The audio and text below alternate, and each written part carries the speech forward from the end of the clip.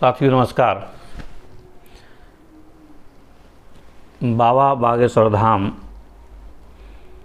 पटना में अपना प्रोग्राम करके वापस मध्य प्रदेश के अपने छतरपुर धाम पर आ गए हैं।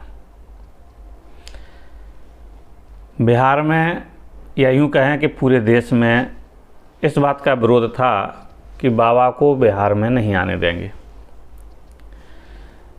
लालू यादव के बड़े सुपुत्र तेज प्रताप ने तो एक लठैतों की कायदे से सेना ही भर्ती कर दी थी, डीएसएस के नाम से। आके देखें, लाठी की सेना उन्होंने तैयार कर दी थी लठैतों की, और उन्होंने कहा था कि जब वो आएंगे तो पटना एयरपोर्ट पर उनका विरोध करेंगे। लेकिन एक कहावत है कि कुत्ते भौंके हजार, जब हाथी चले बाजार। तो बाबा बिहार पहुंच भी गए, कार्यक्रम भी कर लिया और लौट के भी वापस आ गए। ना कहीं लठैतों की सेना दिखाई दी, ना तेज प्रताप यादव दिखाई दिए, ना तेजस्वी यादव वहाँ पर कहीं भी दिखाई दिए। जो विरोध करने वाले थे वो कहीं पर भी वहाँ दिखाई नहीं दिए। लाखों की भीड़ बिना किसी के बुलावे के वहाँ पर पहुँची। बाबा के सम्मान में लोग 42 डिग्री तापमान में भी बिना पंडाल के मैदान में खड़े रहे।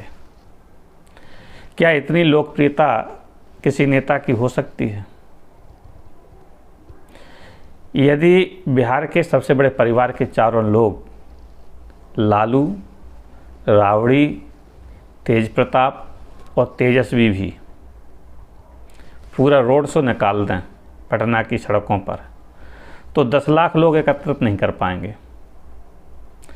अगर किसी भी राजनेता की, देश में कोई भी राजनेता हो, किसी भी राजनेता का ऑरा इतना बड़ा नहीं है आज की तारीख में कि जिसको देखने के लिए बिना कार्यकर्ताओं की सहायता के, बिना करोड़ों रुपए खर्च किए 1 लाख की भी भीड़ जुटाई जा सके। लेकिन लोग कहते हैं कि बाबा का क्या चमत्कार है, बाबा पाखंडी है। तो बाबा का सबसे बड़ा चमत्कार तो यही है कि बिना किसी प्रयास के, बिना किसी आमंत्रण के लाखों लोगों को एकत्रित करने की क्षमता सिर्फ बाबा में ही है। तो आचार्य धीरेन्द्र शास्त्री का ऑरा आज की तारीख में इतना बड़ा है, इतना व्यापक है कि उसकी एक झलक पाने के लिए लोग, चाहे रात हो, चाहे दिन हो, दोपहर हो, सर्दी हो, गर्मी हो, कुछ नहीं देखते हैं, सड़कों के किनारे पर खड़े हो जाते हैं भूसे के ढेर के समान। जो जर्मन पंडाल वहाँ पर लगाया गया था, 3 पंडालें वहाँ पर लगाई गई थीं, लेकिन वे तीनों पंडाल कम पड़ गईं। बाबा को वहाँ से आवाज़ देनी पड़ी कि लोग जहाँ हैं वहीं से देखें, अपने घर पर ही रहें, यहाँ ना आएं। इसके बाद में भी लोग वहाँ पर रात दिन डटे रहे। यह बाबा का चमत्कार है। और किसी भी राजनीतिक दल में, किसी भी राजनीतिक दल के किसी भी नेता में, चाहे वह किसी भी पार्टी का रहा हो, प्रधानमंत्री फेम हो, मुख्यमंत्री फेम हो, किसी भी प्रकार का हो, इतनी हिम्मत नहीं है कि वो अपना रोड शो निकाले और लाखों के लोग बिना उनके कार्यकर्ताओं की सहायता के लोग बसों में भर करके ले जाते हैं, लंच पैकेट देते हैं, दिहाड़ी मजदूरी देते हैं, जब कहीं हज़ारों की भीड़ जुटा पाते हैं।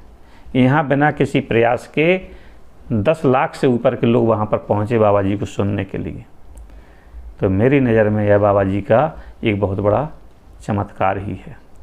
और रही बात बाबा के विरोध की, कुछ लोग कह रहे हैं बाबा पाखंडी है। तेज प्रताप यादव ने कहा कि बाबा देशद्रोही है। कांग्रेस के नेता भी विरोध कर रहे हैं।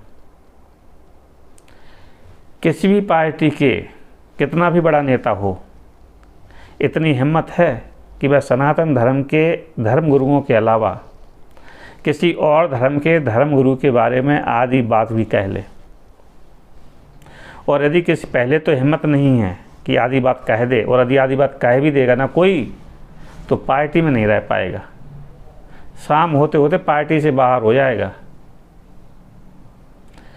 लेकिन यह भी आचार्य धीरेन्द्र शास्त्री की सहन शक्ति है कि लोग उन्हें पाखंडी भी बोल रहे हैं, राष्ट्रद्रोही भी बोल रहे हैं, देशद्रोही भी बोल रहे हैं, और वह उनको जवाब ना दे करके अपने कार्यों के द्वारा उनको जवाब दे रहे हैं। और जो लोग उनको ऐसा बोल रहे हैं, यह उनकी हताशा है। हताशा में बाबा को टारगेट कर रहे हैं। उनको लग रहा है कहीं बाबा की वजह से उनकी जो रोजी रोटी है वह चली ना जाए, इसलिए वह बाबा को टारगेट कर रहे हैं। लोगों को लग रहा है कि जो जातिवाद के नाम पर भ्रम फैलाने के लिए जो विदेश से फंडिंग हो रही है, वह बाबा फैल कर रहे हैं सनातन के नाम पर। बाबा सभी को एक धर्म ध्वजा में आबद्ध कर रहे हैं, बांध रहे हैं। तो जो क्षेत्रीय नेता हैं, जातिवादी नेता हैं, भाषावादी नेता हैं और जो सांप्रदायिक शक्तियां हैं, वह बाबा के विरोध में हैं। और हैं इसलिए क्योंकि उन्हें फंड मिल रहा है। सारा खेल फंड का है, इसीलिए सभी लोग बाबा का विरोध कर रहे हैं। वरना किसी भी नेता में इतनी हिम्मत नहीं है कि वह सनातन के अलावा, बाबा बागेश्वर धाम के अलावा किसी और धर्म के नेता के बारे में और धर्म के धर्मगुरु के बारे में आदि बात भी कह ही नहीं सकते। हिम्मत ही नहीं है, और यदि कह देंगे तो बाहर हो जाएंगे, पता नहीं लगेगा कहाँ चले गए। और हो सकता है सर कलम कहने के नारे भी लग जाएं, सर तन से जुदा, सर तन से जुदा, पता ही नहीं लगेगा।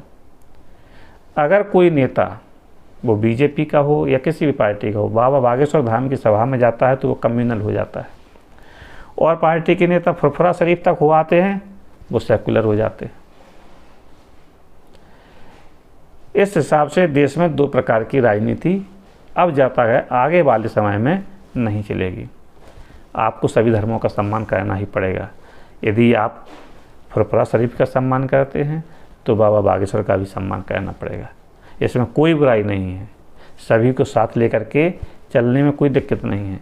लेकिन यदि आप ये चाहते हैं कि हम एक धर्म का विरोध करेंगे, दूसरे धर्म का सम्मान करेंगे, तो शायद आगे ऐसा हो नहीं पाएगा। इसलिए सभी नेताओं को, चाहे वे किसी भी पार्टी के हों, सनातन धर्म का विरोध करना उचित उन्हें नहीं है। और सनातन धर्म का ही क्यों, उन्हें किसी भी धर्म के विरोध में बोलने की आवश्यकता नहीं है। जिस प्रकार से वह और दूसरे अन्य धर्मों का सम्मान करते हैं, उसी प्रकार से उन्हें सनातन धर्म का भी सम्मान करना चाहिए। जय हिंद, जय भारत।